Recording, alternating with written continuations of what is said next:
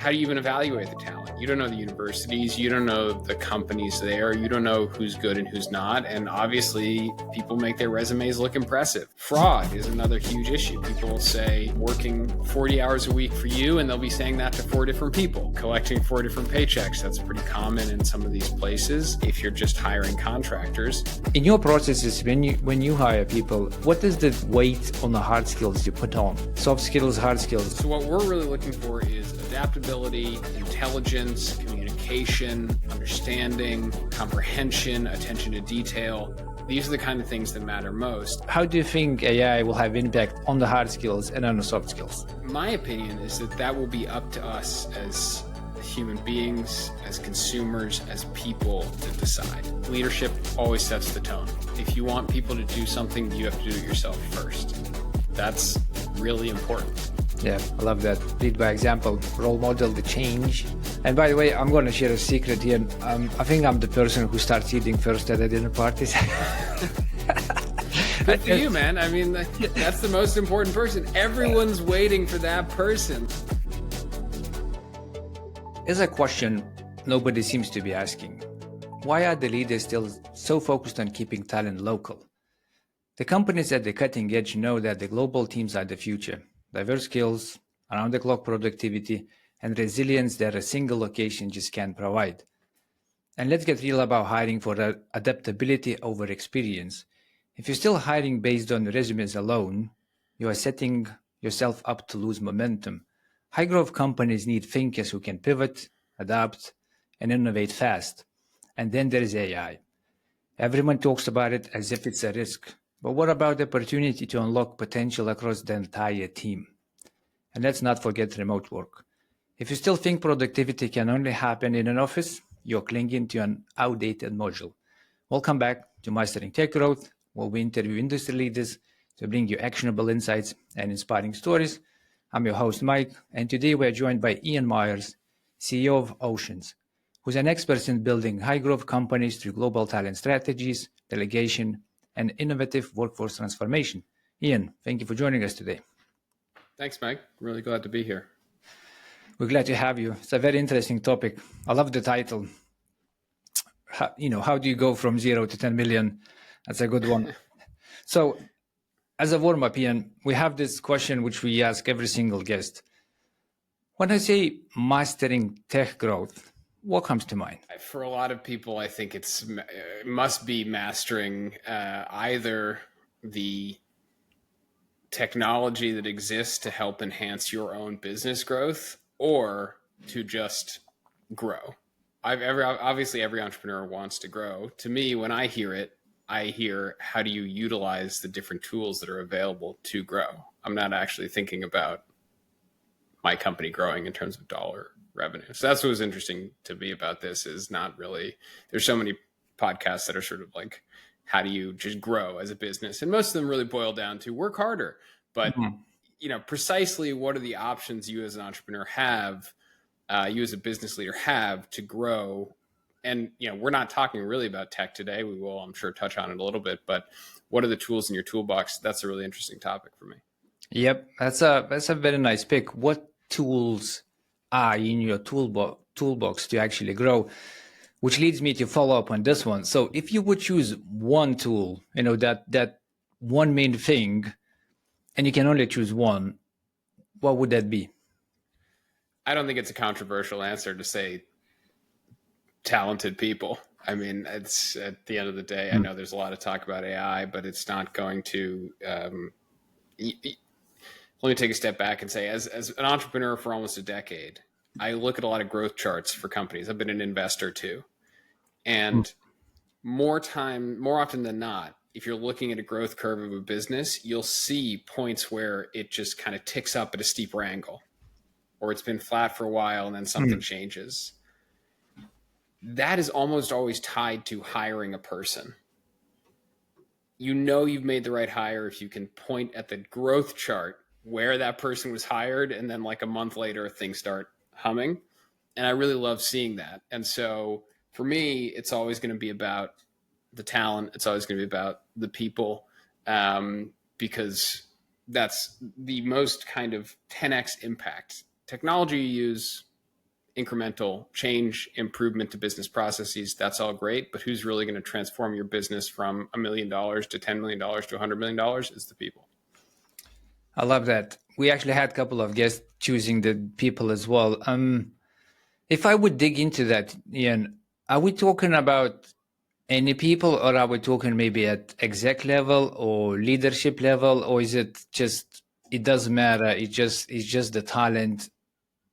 It doesn't matter the seat it comes in. If a person is talented, aka a high performer, the influence they can do for any business is basically what you mentioned. You just see that on a graph. Yeah, I mean, the lazy answer is, of course, every person matters. And if you have A players across the board, your business is going to do very well. For me, it's less about the executive stuff. I think executive hiring is the trickiest hiring. It's the most amorphous hiring. Timing wise, people almost always get it wrong. When do you hire new executives? Mm-hmm. That's like the biggest mistake you consistently see. It's either too early or too late. For me, I've always focused on uncovering talent from sources that are not usually looked at by peers or companies. I think there's a lot, if we're talking tech, if we're talking startups, there's sort of the known talent pools that people choose from. Mm-hmm. Bigger tech companies, other startups, McKinsey, Goldman, wherever the sort of smartest people are going, business school, etc. My hiring methodology to get real incredible people at the earliest stages of the company is to look to adjacent skill sets. So I'll give you a great example of this. I hired an individual to be an account executive. They've now since become my chief of staff, integral to the entire operation of the business. But originally they were an account executive. Mm-hmm. And that never worked in a startup before. Hadn't done it. What they had done was run children's camps for a large organization on the East Coast. And for me, what I was looking for was, I want someone who can talk to customers really well, who understands the nuances of communication, who can handle high pressure situations, and who can sort of unpack strategies to either escalate or de-escalate situations. And I thought, man, if you can handle dealing with like screaming children all day, and then you can also deal with the parents who are super upset at you, and you can sort of make everybody happy, you're actually going to be a great person to take calls. Mm-hmm. And that was correct. And they've become an amazing part of the team. So that's just one example of, you don't have to look in the right places. Look for overlapping skill sets where you think someone might be able to make the jump successfully, because oftentimes they're going to cost you a lot less and do a lot more. Okay, I love that actually, and I can resonate with that so deeply, which leads me to a follow-up question, which is, do you have a method of how you screen people for particular soft skills you're looking for, or is it just more like a gut-based, like, I'm having a conversation with you, we're just going to talk about life, about other things, maybe I'll put in some, hard skill questions in there, and I just look how I feel towards you? For our company, I mean, we at Oceans hire anywhere from 30 to 45 people a month. So we have to work with our clients. So we have a very, serious methodology that we have like honed over the past 3 years. That includes interviews, it includes tests, it includes personality quizzes, it includes sort of like example work product. So that's very specific to our business. Me personally, I'm just terrible at that. I want to interact with the person, and I want to try to understand them as an individual and what motivates them, and are they going to be a good fit for the company? And I would say about 50% of the time I get it wrong and they're not going to be a good fit for the company. But the secret to that is you then got to move quickly. So if you follow the methodology of trying to uncover talent where it's not normally found, and you get people in the door who are skilled and excited and eager, even if you only get it right 50% of the time, you then got to move on. You got to let that person go. You can't sort of keep them around for months. You've got to make the decision, trust your instinct. If it's week 3 and you know they're not going to make it, do something about it right then and go back to drawing board, because maybe next time you'll get the right person. So even if you're not able to get someone in the door really, 80% of the time, 90% of the time who's the right fit, it's about what you do about that quickly that matters most. Yeah, I love that. I love that. Okay, so you do have methods of how you hire as Ocean, but then if you look at hiring for the business, you do it a little bit different. Would you be able to share how you hire, as Ocean? Like what's your framework? You mentioned interviews, some tests, Yeah. Is there any where you feel works Well, very well? I mean, we now have over 400 people working for us in Sri Lanka who work with our clients all over the world. And it starts with where the talent comes from. So in a smaller country than, say, the US or the UK or, Japan or whatever, it is easier to identify these are the top employers. These are the companies that the good people work at. So it starts by understanding the landscape of the existing businesses, and if someone comes from there, they're probably going to be good. And if they've spent 10 years at this place, we probably don't really want to work with them because it's a slow atmosphere and they're not going to cut it. So you sort of understand that. That's the top of the funnel. And then from there, we have to understand more about them, their work history, et cetera. So they go through a series of 2 initial interviews with varying team members who each have a different approach in terms of asking about their background, their situation, pretty standard interview questions. But then we go into a skills assessment, which is it takes about an hour and a half to do, and encompasses, depending on what role they're doing for the clients, if it's for our EA Plus, which is like our virtual assistant, but for founders. That's a real specialty program that we created. So there's a specialty assessment for that kind of tests people's aptitude to complete this and do well in the role. From there, we go to another set of interviews, questionnaires about them and why they want to apply for the job. And then they go through a lengthy training program where they're evaluated as part of that as well before they're finally able to be matched with a client. All right. So it's a quite strong filtering funnel you have here. So you're looking at the geographics, then the skills, then more skills, then tests, then questionnaires, then training. And then you got to really want to be here. Yeah. And we have built our entire reputation around quality. So it's, we are not trying to grow as fast as humanly possible. We're trying to grow and maintain a certain level of quality, which is really difficult because it, of course, deteriorates over time. Okay. So the quality of the service you provide when it comes to that talent of workforce offering is something you dearly protect, and that's what sort of like a business unique sales proposition is. Exactly. Okay. Yeah. So let's talk about that, global talent in general. So leveraging global talent is a crucial strategy for companies aiming for growth. We have Forbes, reporting that companies embracing global talent strategies can reduce costs by 50% while maintaining the quality.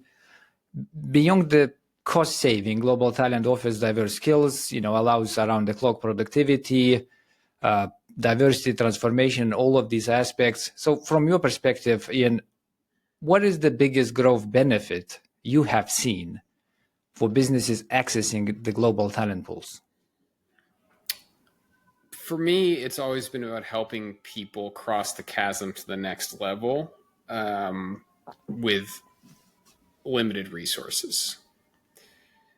Now, that answer depends very much on who the customer base is. So we have a number of different customer types. We have startups. That's a big, technology startups. That's one big customer segment. We call services businesses. So that's law firms, accounting firms, creative agencies, a variety of different services businesses. And then we have more traditional businesses, which, can be anything from manufacturers to medical practices, to dentists, doctors' offices, to hospitals, nonprofits, more traditional stuff as well.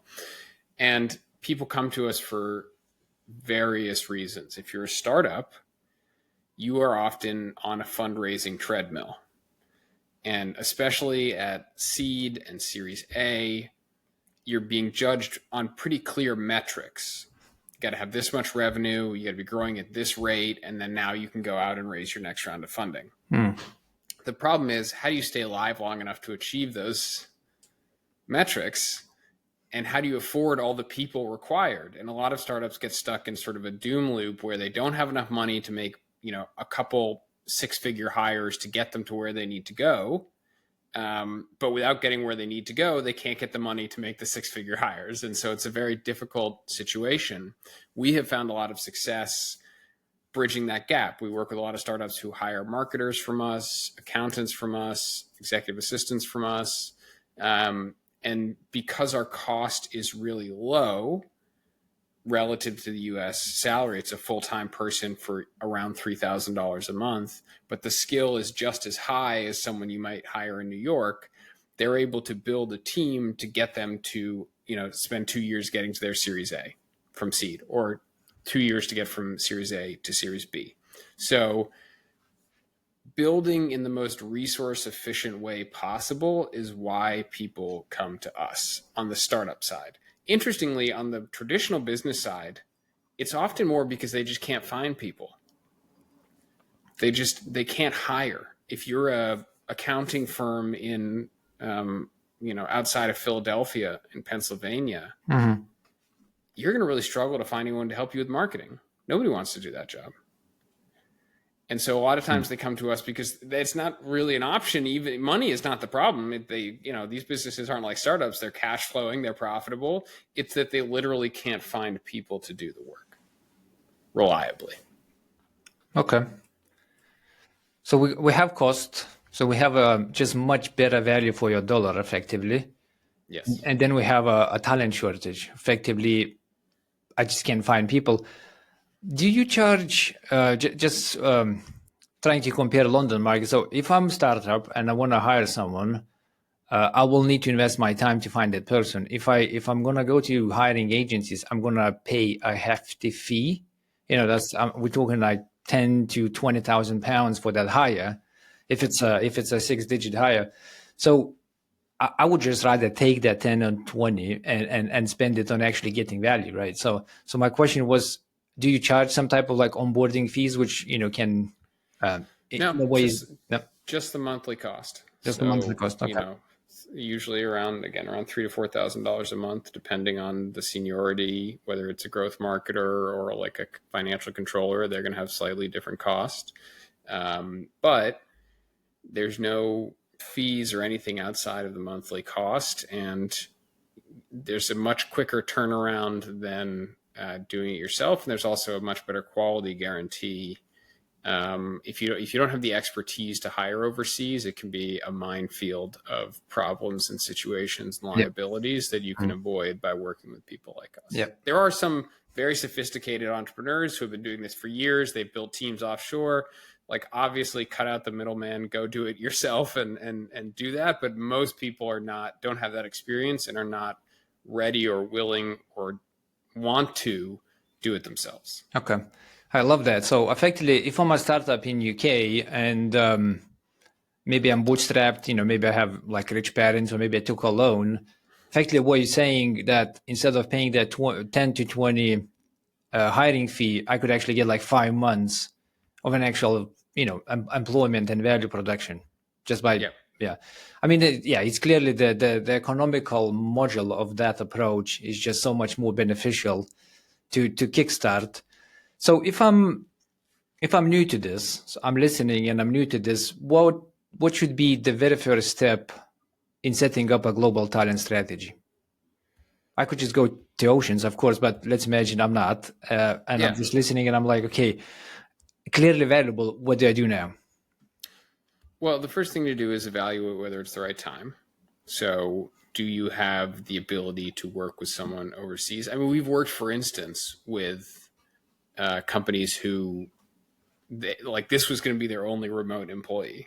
And that's been a disaster.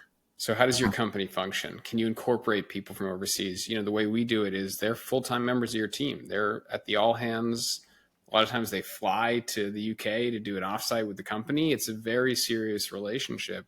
This is not like going on Upwork and hiring someone. So are you able to work with people in that way and create an environment that is going to allow you to build a successful team in a different country? That's sort of number one.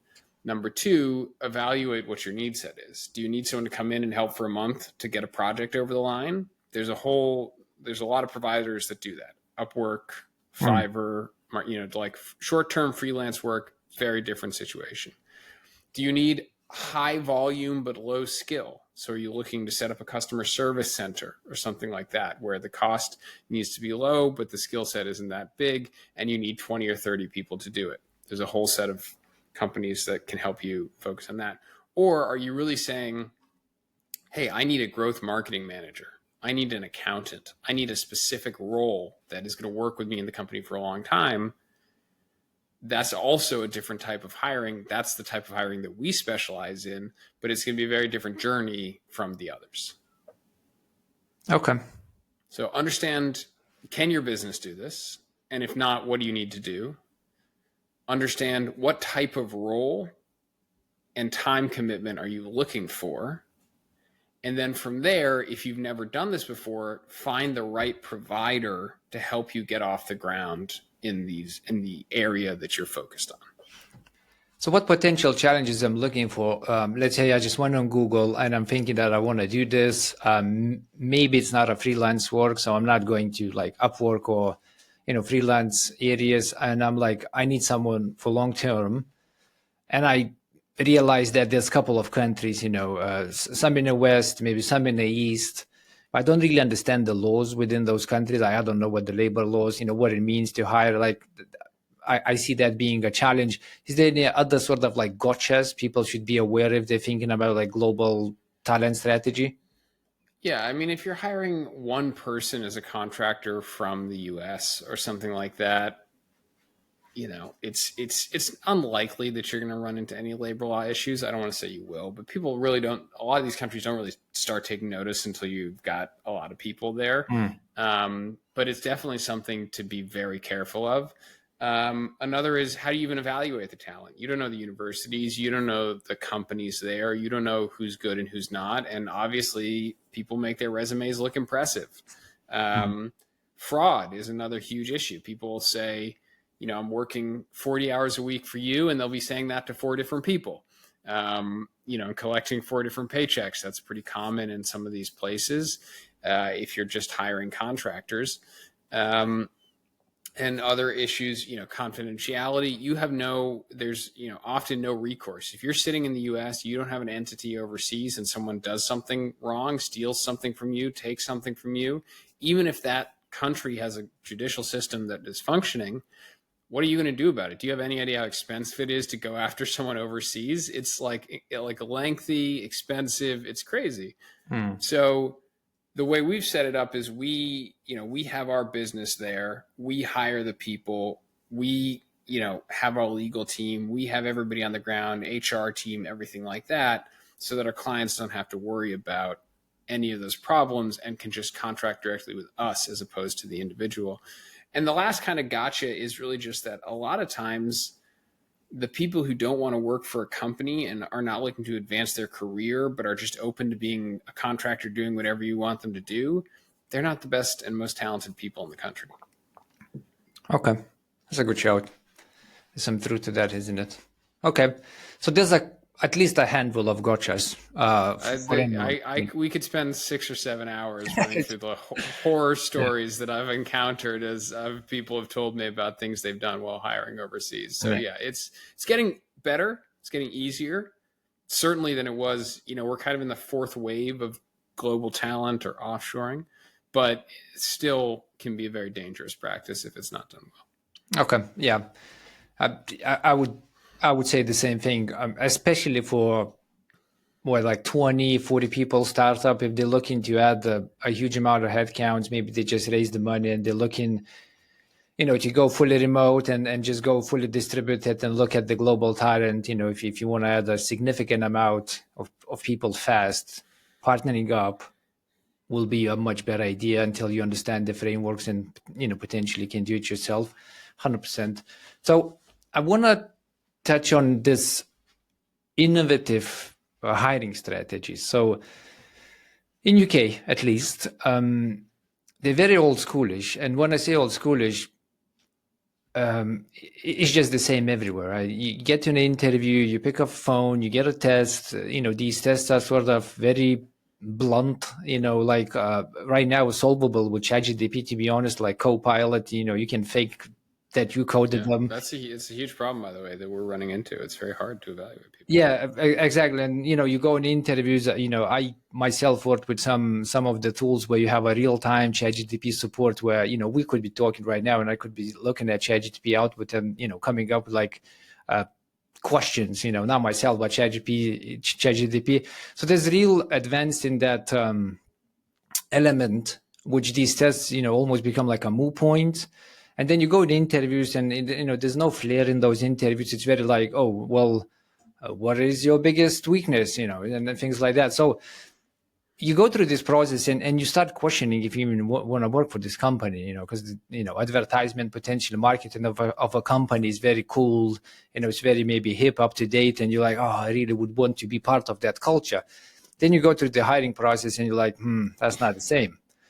So, which leads to that, that question. I felt it myself, and I heard that a lot from, from people around me.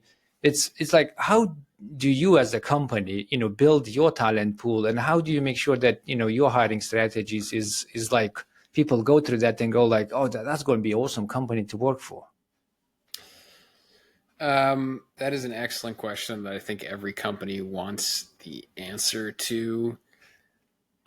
For me, well, it comes down to really, are you making good on the promises of the culture you're promoting? And so many companies don't do that. Amen. There's one of our friends, and runs a company. He lives in Las Vegas, and he was telling me that he's never really had any issues with employees. He's never had any problems. Most people stay forever, and one of the reasons, it's a decently large company, but not huge. One of the reasons is he personally meets every candidate that's going to work for the company, flies them to Las Vegas, takes them out to dinner with his wife, meets the family, gets connected, and builds a real working relationship. That's crazy. I don't do that.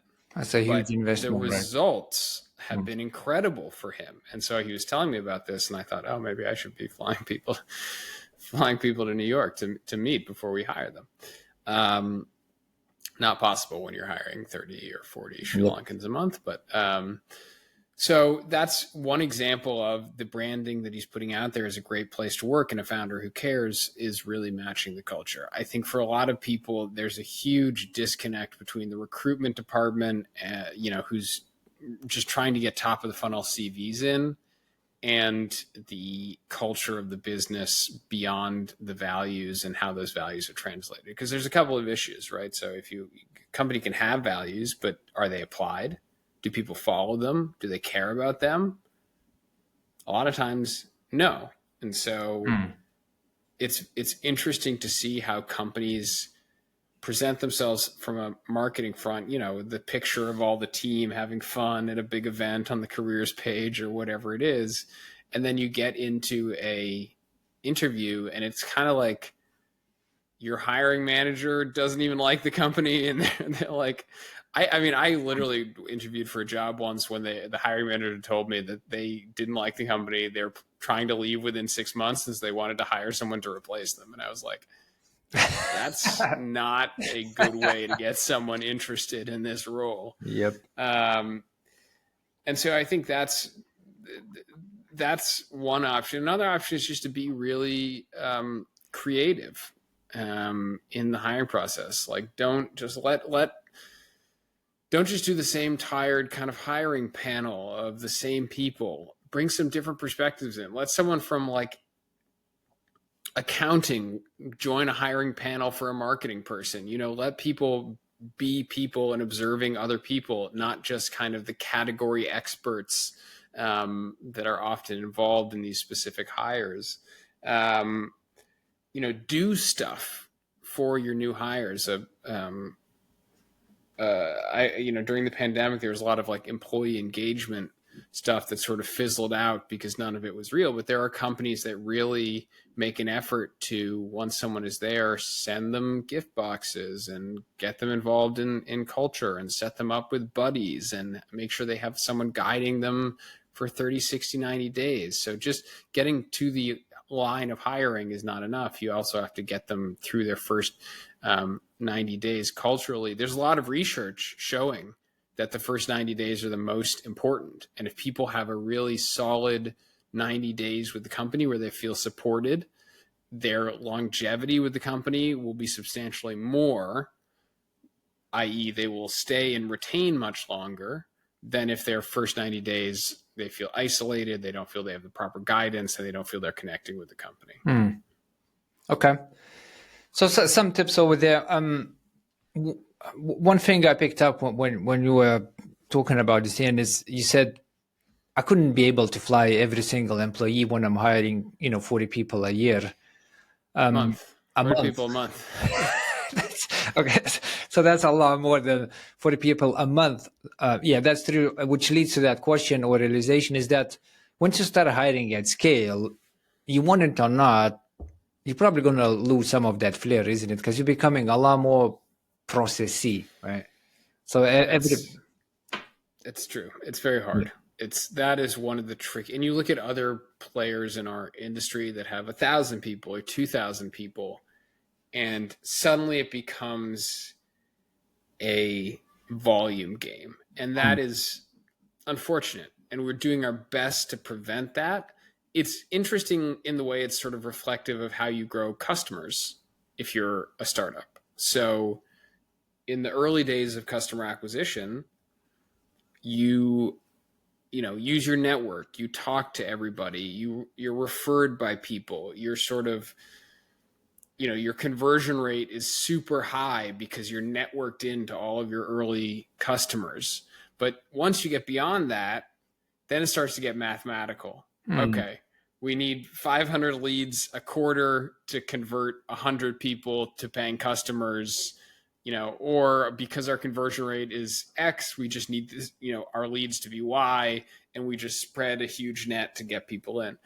I think that's also similar in the hiring world as well. You reach, and we're not quite there yet, but you definitely reach a point where it goes from this conversion rate quality referral hire to we just need to have a large enough people coming in, accept that a huge number of them are not going to work out, but that a smaller percentage will meet our requirements to get us to the numbers we need.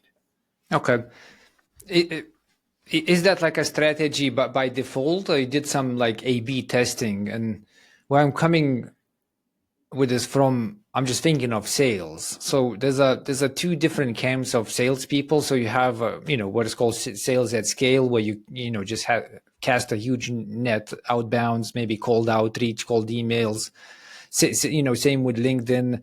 You're sort of trying to fake that you really know the person by using some personalization elements, but ultimately is at scale because you're just blasting everyone. And then you have another camp of people where they actually go like, look, show me that you know me, right? So just spend 10 minutes at least on my profile, pick something from my feed, which I know definitely is not going to be automated, write me that message, like spend like 20 minutes per profile. You're going to reach out to a much smaller amount of profiles. But when you look at that ultimate close, which happens at the end of the funnel, that camp is basically saying that you're going to have a better numbers than doing sales at scale. So that sort of puts that question forward. Is like, if you're doing hiring at scale, did you do like A/B testing, comparing, hiring at scale and doing something like more personalized when it comes to hiring and looking what an actual result is? Because you did mention like a lot of people will drop off and you just accepted that it's just not going to work out. Yeah, well, we, as of now, still rely heavily on referrals as a source of great hires. So we've created a great culture. People want to work at Oceans. And so people that are at Oceans refer their trusted friends and colleagues.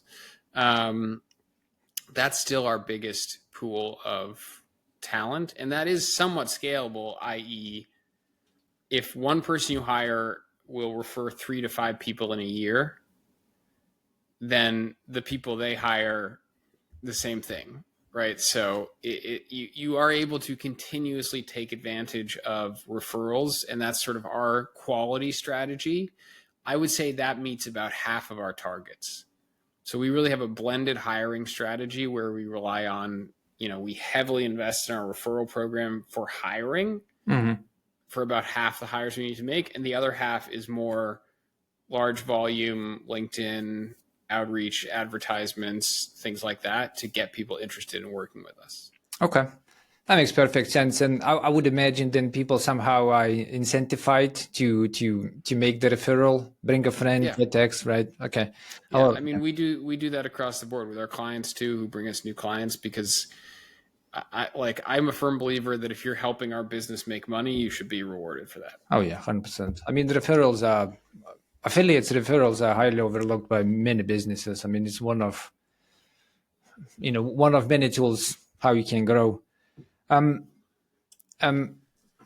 people knowing people element which you suggested here, and you said during interview process maybe involve people from other departments, just allow people to talk with people rather than having some automated techie processes, which I really like that. I mean, I never really, as a person being hired, or as a person hiring, I never really enjoyed anything which is non-human related. Like, here's a test, go home, spend 2 days, give me a result, I'll look at the result, I'll tell you how good you are. Like, I never understood that. I always wanted to have a chat, ask the questions, take the questions deeper to understand the knowledge and things like that. So always was a lot more social skills leaning. And I never really cared about hard skills that much. It doesn't matter what role I'm hiring. Let's say I'm hiring maybe, like a back-end developer. I would ask questions, understand that they have a general concept understanding, and that would be it for me. Because hard skills are teachable. Like I know that if I bring them in a team who has a good coder, they will pick that up in like 3 months. So it never was a risk for me. But I always seen a risk about like, understanding how to be a team player, helping others, just being a really good addition to the team and making sure the team gels. So I always wanted to have chats. In your processes, when you hire people, what is the weight on the hard skills you put on? Like soft skills, hard skills, like what's the ratio? Well, for us, it's really about soft skills because, for instance, for our EA Plus program, the people we hire have never been EAs before. That's kind of our special method. We take folks that have a background in operations, marketing, sales, finance, and train them how to be the right hand to a founder or a business owner. Okay. And the training is on us. So what we're really looking for is adaptability, intelligence, communication, understanding, comprehension, attention to detail. These are the kind of things that matter most. And I think that is increasingly true across hiring for any role because these upskilling cycles have gotten so short. I mean, you think about 50 years ago, you would hire someone who, they might know how to work a specific fax machine or something like that, or use a specific piece of hardware. And that's what they'd been trained on because the technology cycles were much longer. And so if you had a skill set, you could rely on that skill set to get you halfway through your career before you had to learn something new. Today, if you're not learning something new like every 6 months, you're falling behind on the latest technologies. And so in that environment, knowing how to use specific tools, having specific skills is so much less relevant and important than your innate intelligence, your adaptability, and your understanding of how to pick up new things, because that's what's going to matter the most. Oh my God, I love that so much. I don't know, I don't have words to express it, but you just took words from my head and put it out there. And that's exactly what I'm thinking. And my question would be, how do you think AI will have an impact on that? And where I'm coming from this is I feel like if it's a hard skill like coding, and if AI can code for you, it just becomes a lot less relevant. But can you make AI?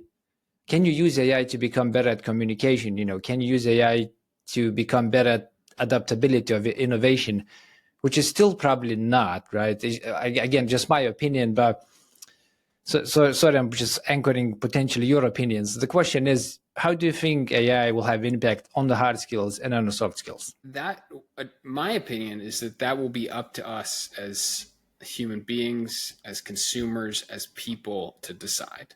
We've all seen the potential of AI, what it can do. I'm personally somewhat skeptical about the length of some of these hype cycles. It's always like the change the world technology is going to arrive in 6 months.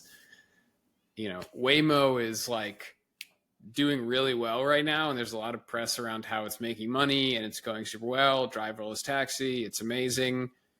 It was like 10 years ago that they said that technology had arrived and was ready to change the world. So these cycles are a lot longer than people think. That being said,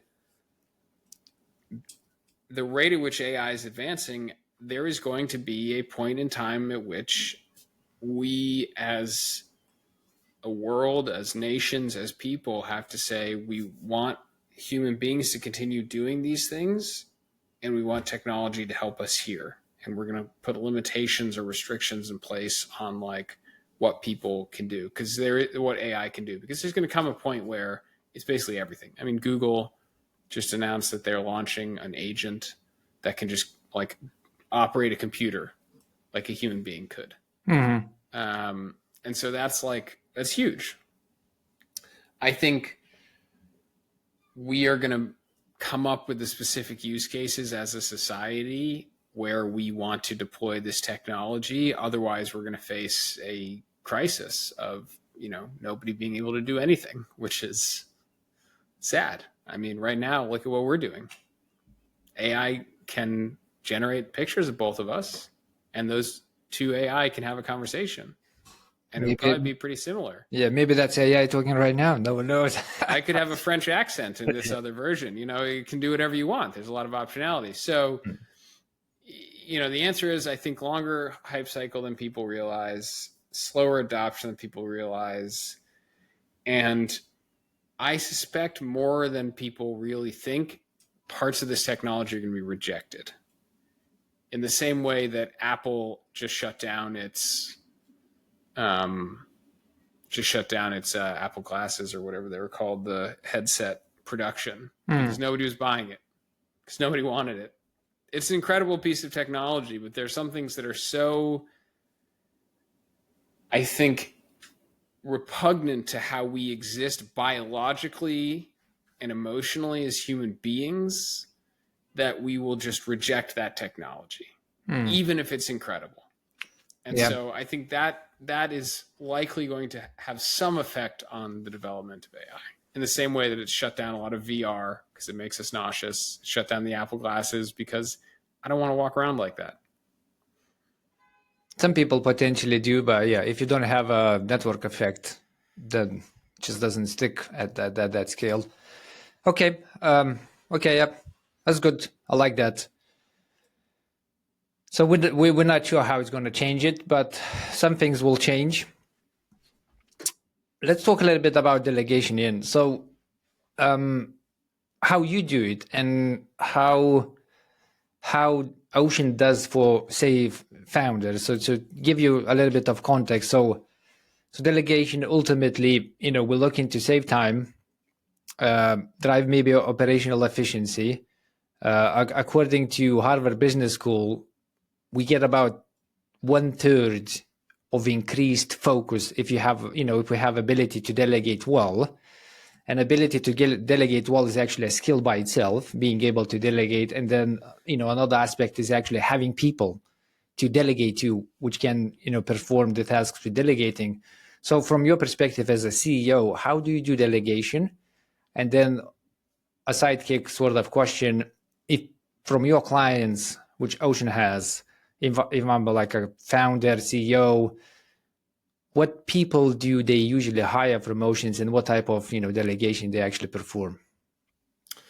Well, it's interesting that you asked that question, because the answer to me is I'm a terrible delegator, and that has shaped my philosophy in building Oceans. I can do it and I get the job done, but I'm not one of these guys that goes on a podcast and is like a master of delegation. I struggle with it in the same way that I think like 99% of the population struggles with it, especially if you're a CEO, an entrepreneur, and you're growing a business. And that really inspired how we approach our staffing, because if you look at a lot of our competitors, other people in the industry, it's plastered everywhere. Delegation guides, delegation handbooks, how to delegate. Here's your resource library on delegation. Read these books for delegation. And the problem with that is, one, it's hard. People don't talk about how hard it is to become a really good delegator. It takes decades and so many different varied experiences and so many failures in order to get there. And so what I wanted to do when I built Oceans was, there's another side of this, which is instead of you delegating, someone else can be proactive. The people you hire can go through your day-to-day with you and proactively put themselves in a situation to take stuff off your plate. I have found in my own personal hiring of our Oceans team, that works the best for me. I hire proactive people who I don't have to really focus on delegating to, because they jump up and get it themselves. That's also informed our philosophy in how we work with clients at Oceans. So we don't have a huge resource library around how to delegate. I don't get on podcasts and talk about delegation all the time. We have, when we hire, we have all these criteria that is meant to understand who's going to be a proactive person, which is something we hear all the time from clients. I've hired overseas, and the problem is they just sit back and wait. And if I don't tell them to do something, they don't do anything. That's it's a huge common problem. issue. Yeah, I felt so, that. So, we've built a system where we identify the people that are going to be proactive, and then we teach them how to be, there's such thing as eager beaver syndrome, where you're too proactive. That can be damaging. So how do you find the right level of proactivity? And a good example of this is we placed an EA Plus with a very well-known internet personality, expert on e-commerce, had gone through a couple of offshore assistants, and just found that they were lacking that proactivity. Well, week 2, the guy spent a week kind of shadowing, coming up to speed. This is his EA Plus. His EA Plus on week 2 put together a whole presentation, said, I've looked at your whole week. I looked at what you do every day. Here's my skill set. And here's a presentation on literally what I think I can take off your plate right now and where I think I can fit in the next 3 to 6 months. If you haven't experienced that, that's incredible. Someone coming to you and saying that is so much easier for a CEO than sitting and drawing and trying to, okay, Ted's going to do this, and I think Sarah can take that, and then maybe I'll put some, like having someone come to you and say, I got this. I know my skills. I know what you're doing. Here's where I fit in. Incredible.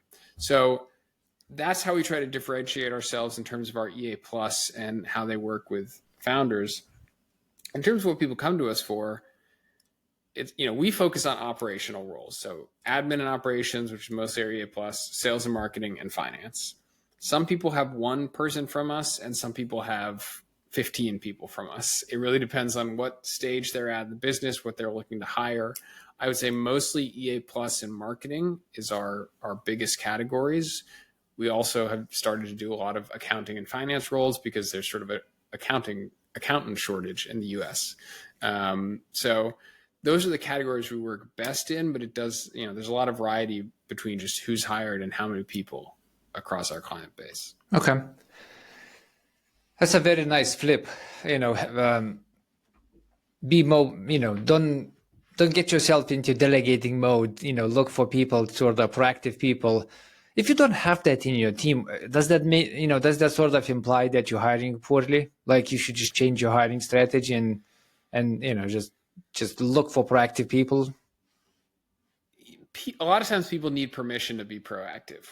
And that's one of the biggest problems is, especially if you're young or you're junior, of course, like when you make an executive hire, the person's going to come in and we're doing it this way and we're doing it this way and I'm setting this up and we're canceling that and we're doing this. That's because they have confidence and they've been given a mandate. You make an executive hire, you're hiring someone who knows much better than you in a category you don't want to deal with. Mm-hmm.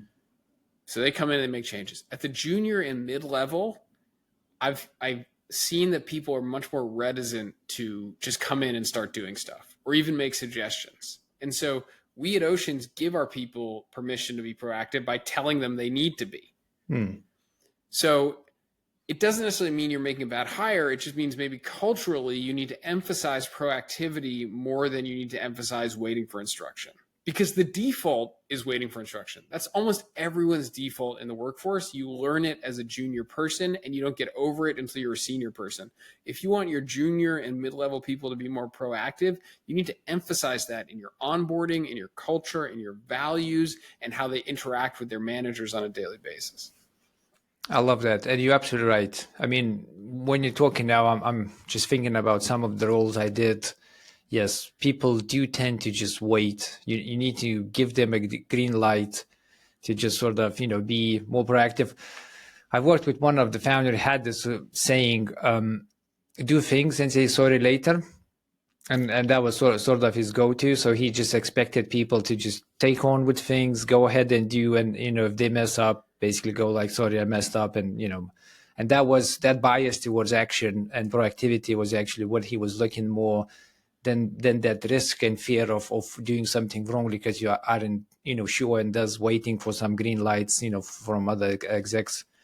Okay, that makes perfect sense. Why do you think delegation is so hard yet? Like why some people are good at it and some just not? Well, I think a lot of it comes with experience because the act of delegation is an act of letting go. And especially at the CEO level or at the founder level, you're not doing it because you don't like to be in control. I'm a founder because I hate working for other people. I can't do it. I'm a terrible employee. And so hidden in that coding is I don't like giving up control. And I think most founders feel like it's my company, I know best, etc. So part of it is a mental game of getting over yourself, and that takes repetition. You have to, and this is what I'm saying about the fact that it takes a lot of experiences and a lot of positives and a lot of negatives, but you have to do it a little bit at a time and see the results. Oh, I'm letting someone else do this and it's working. Now I feel good about that. And you have to teach yourself to feel good about giving stuff away to other people is part one. Part two is well, now what do I do problem.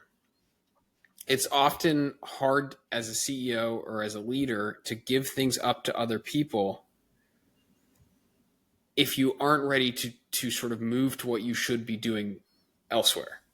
So shifting from I'm building everything, it's me and a co-founder and one other person, to I've got a team of 40, how do I even spend my time? It's hard to even conceptualize what I'm not doing the day-to-day. What do I do next?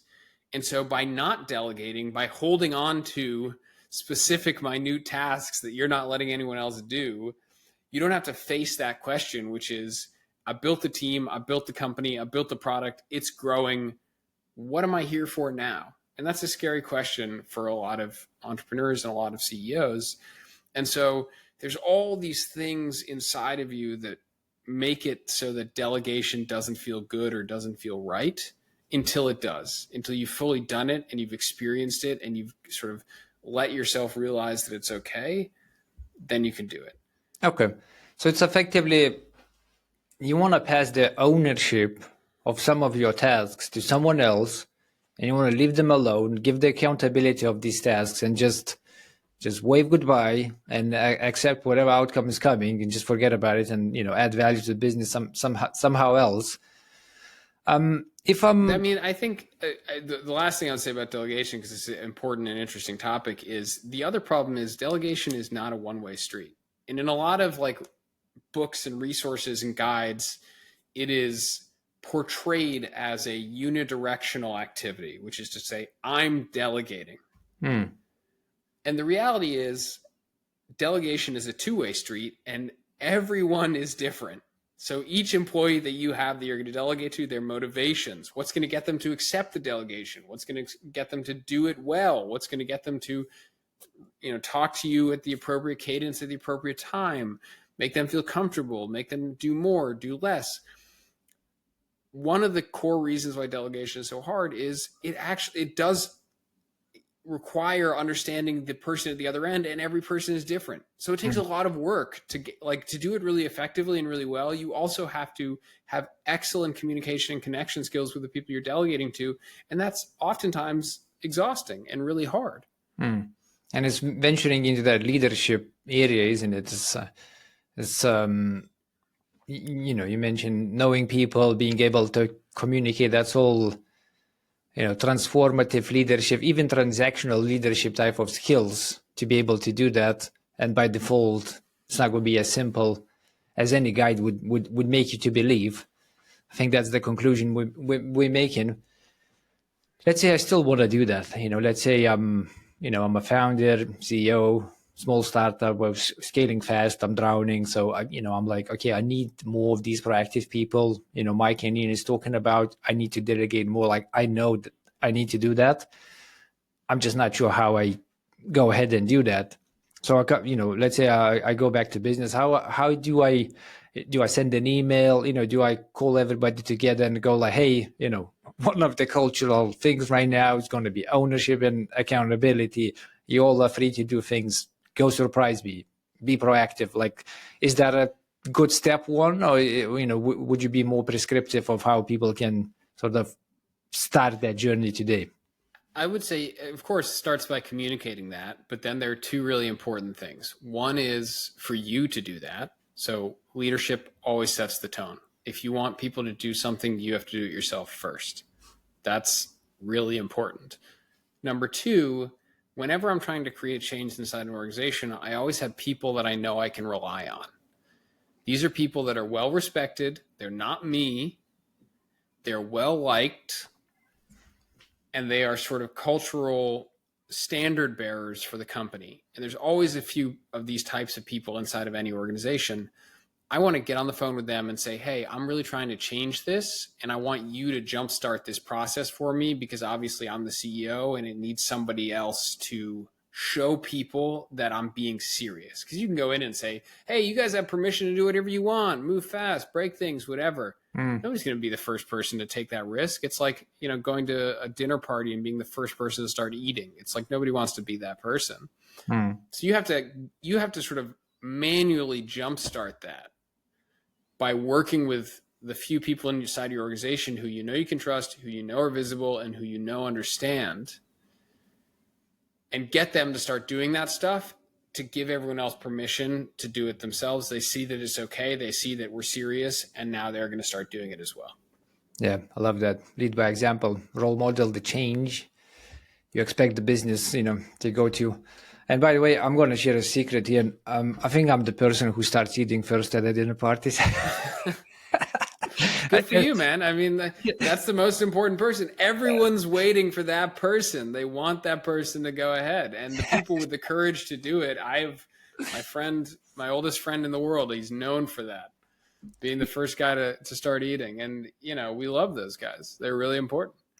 You said that, and I just remember at least a couple of parties where I was just so hungry, and I just sit down. Someone's got to do it. Someone's got to do it. I love that. Someone's got to do it. So we talked a little bit about AI, and what I was trying to discover from your point of view is, what effect it might have on the hiring strategies and how we look at the hard and soft skills. But I want to sort of read this quote from PwC. So effectively, they released a report, and they're projecting that AI will add 15.7 trillion to the global economy by 2030. So for scaling companies, AI automates routine tasks, freeing teams to focus on high-value activities and strategic initiatives, making a powerful tool for sustainable growth. So from your point of view, how AI will transform the workforce dynamics, especially in companies who are rapidly growing? I'll be honest with you, I don't think I have anything different to say on this that hasn't already been said. Okay. I mean, my opinion is the first stop on that train is augmentation. This is true. I think it will, in a positive note, be a forcing function for people to specialize in the things that they feel good about, confident about, and can succeed in. And that's actually, I think, a net positive. For instance, if you're someone who has a lot of different tasks, you're an operations manager or something, which is sort of like, especially at startups and fast growing companies, everybody does everything. Well, if you have an AI agent that you can start offloading stuff to, you're going to naturally start offloading the stuff that you don't really like to do. And then you're going to sort of be able to spend time figuring out what you as a person really like working on and want to keep doing, and hopefully we'll pursue that. So at a minimum, I think it's going to allow people to not hide behind a lot of different work that they're doing all the time, but really stand out as someone that's an expert in a certain area. And then it will allow companies to just hire those experts. You don't need to hire like all arounders anymore. You can just hire specific people because you know a ton of the all around tasks can be handled by AI. Okay. I love that. It's a good summary. Okay, so let's move on. So effectively, we think in automation, we're removing the busy for the sake of being busy tasks, and we think in maybe more long term, more strategic approaches, more creative approaches, effectively things where domain experts, people, humans can only do, and that's what we're looking at as a future outcome of AI coming into workforces. Is that like a good assessment? Yeah, I think that's right. Okay. So one of the challenges I had with remote teams, and I actually have a fairly broad history with remote teams. I think about 8-9 years or so ago, before it was a thing, I spent. So I was a co-founder with a startup, and I spent about 6 months convincing the board to give one Friday as a remote. Right, it was not a thing at that point in time.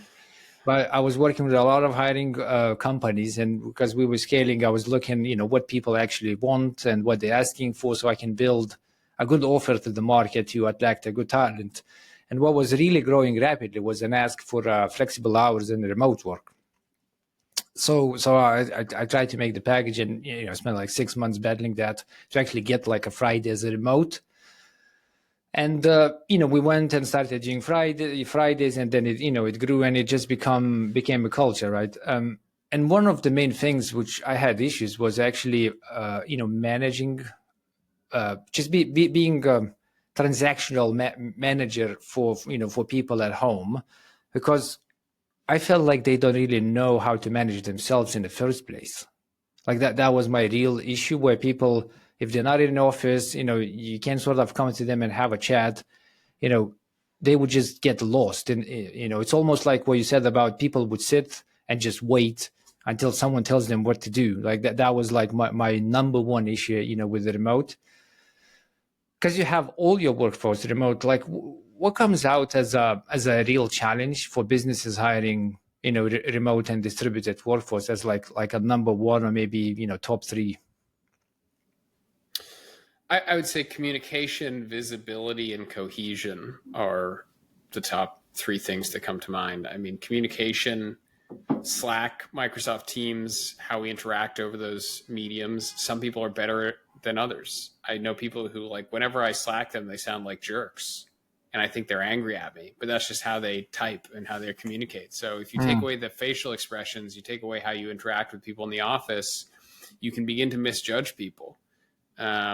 Because text-based communication is not very effective in terms of conveying emotion. And so that's one big issue.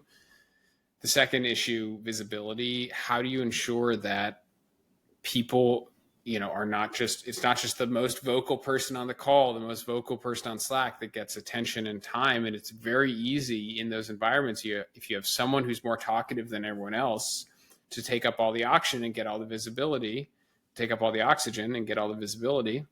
What do you do? How do you make sure that your entire team has opportunity for those things?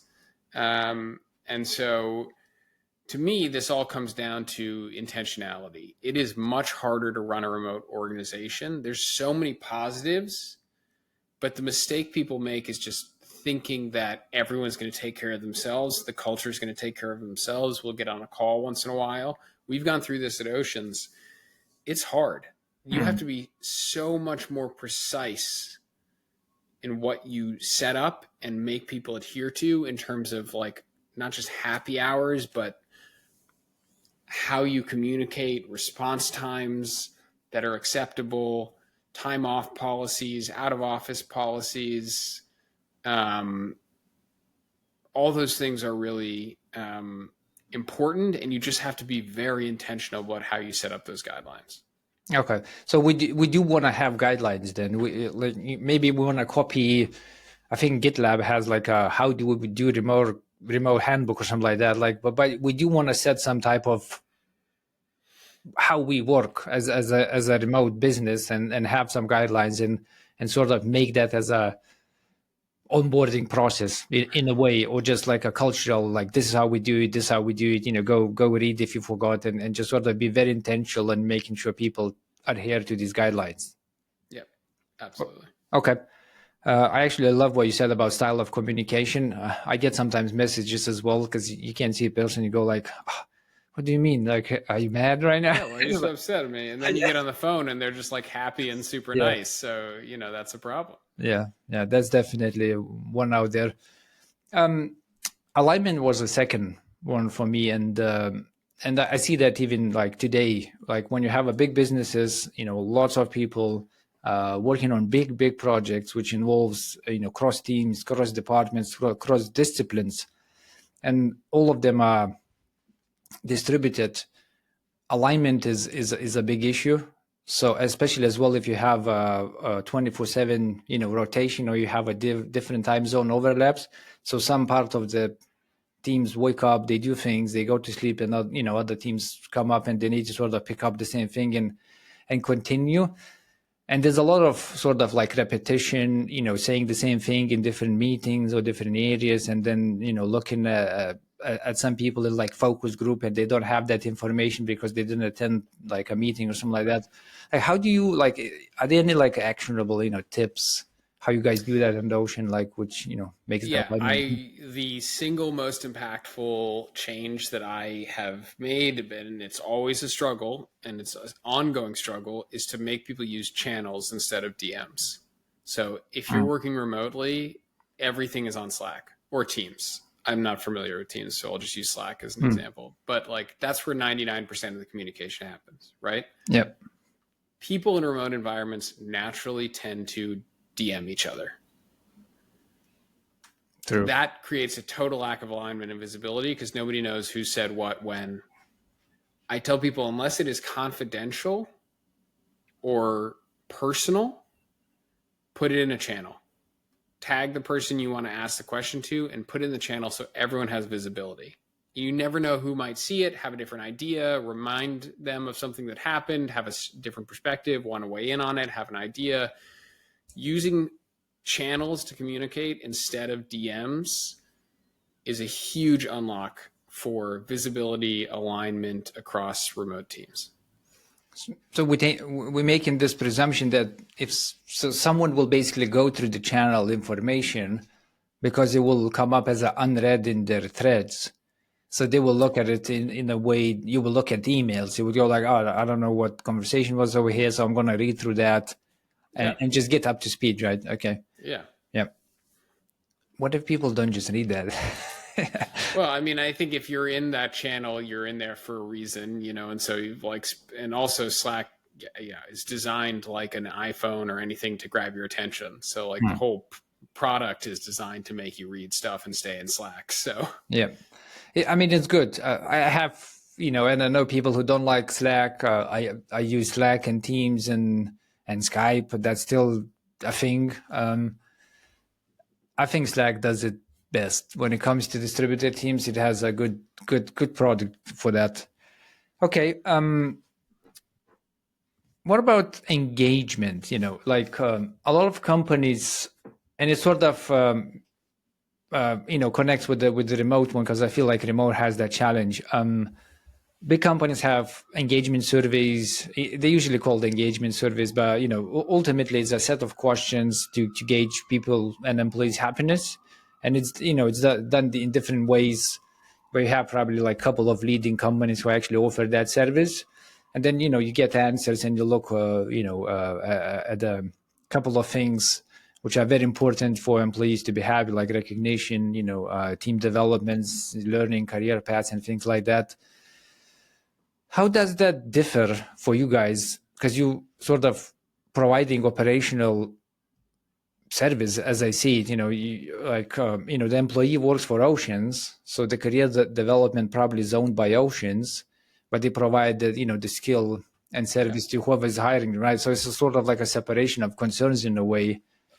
Like how? So in this instance, we have the company that our people are embedded with. They have their own culture, and they participate in that, and they participate in that online, obviously. So we focus on offline experiences for what we do at Ocean. So we have orientations, we have events, 2 or 3 events a month. We have book clubs, get-togethers. We have parties every quarter. We have trips people go on. So we really focus on bonding at Oceans over in-person events, because most of the people we hire are within a single city. And so that is where we put our focus, and let the companies run the sort of online culture that they want our clients to run, that our people participate in. Okay, yeah, that makes perfect sense. So you guys make sure that teams are connected. Do they? So when they get hired by other companies, those companies say they bring their own team, so it becomes like a mashup, right? So like they have their own employees, plus they're hiring a huge branch or a trunk from Oceans, and that just becomes like a 2 mashups, which needs to sort of come together. Do you guys encourage some type of like cross? Well, it's usually slow. So they'll start with 1 to 2 people, and then they'll hire a third or a fourth over time. So it's usually actually just integrating like at most 3 people at a time into a company. So we're not like a customer service organization where people hire 25 people at a time from us. It's usually 1 to 3 to start, sometimes more. 1 to 3 to start, and then adding over time is how our typical engagement works, which means you're never in that place where there's sort of like a huge cultural mashup that has to happen. It's just how do you integrate 1 person or 2 people into your team. Okay. I understand that. All right. Well, you have a lot of experience with building various teams, Ian. So what a company could do who have a low engagement? Like, what would be your go-to to make sure people are more happier? Usually if you're a bigger company or a remote team, it's because people just don't feel connected with the organizations. They don't want to participate in some random thing. For me, what I've seen work really well is just micro engagements. So, if you've got 2 or 3 people in a city, sponsor them to go out to dinner together and just get to know each other. If you've got a group that's really, our book club is a great example. If you've got a group that's really interested in reading, empower them to get together.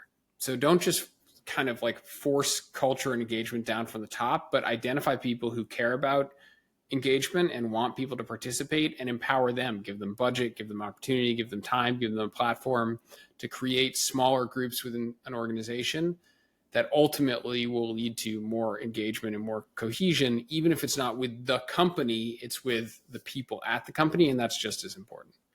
Okay. So just empower people who actually are a natural people persons, and just allow. Yeah, there's always people that just are more interested in that type of stuff than others. Yeah, I do agree. Okay. Well, that was incredibly insightful conversation, Ian. And for the listeners who want to know more about Oceans or about you, how they would connect with you. Well, you can go to our website, oceanstalent.com, or you can find me on LinkedIn, Ian Myers, Oceans Talent. I'm always happy to talk to people if they have questions. And if you're interested in working with us, there's like 15 different CTAs that all point to booking a call. But if you have questions about anything we've discussed or want to know more about global talent, you can just DM me on LinkedIn or email me. I am at oceanstalent.com, and I'm happy to answer any questions. Excellent. And for the people watching or listening, scroll down, check the show notes. You'll have the links as well for your convenience. As Ian showed us today, strategies like leveraging global talent, hiring for adaptability, smart delegation, even if you know how to do it or not, still works. AI integration and all these other things are very important to make sure you guys grow efficiently and healthy. If you find the value in the show, please subscribe, share it with your network, leave us a comment. We would love to have a conversation with you. And as always, until the next time, stay safe and see you online.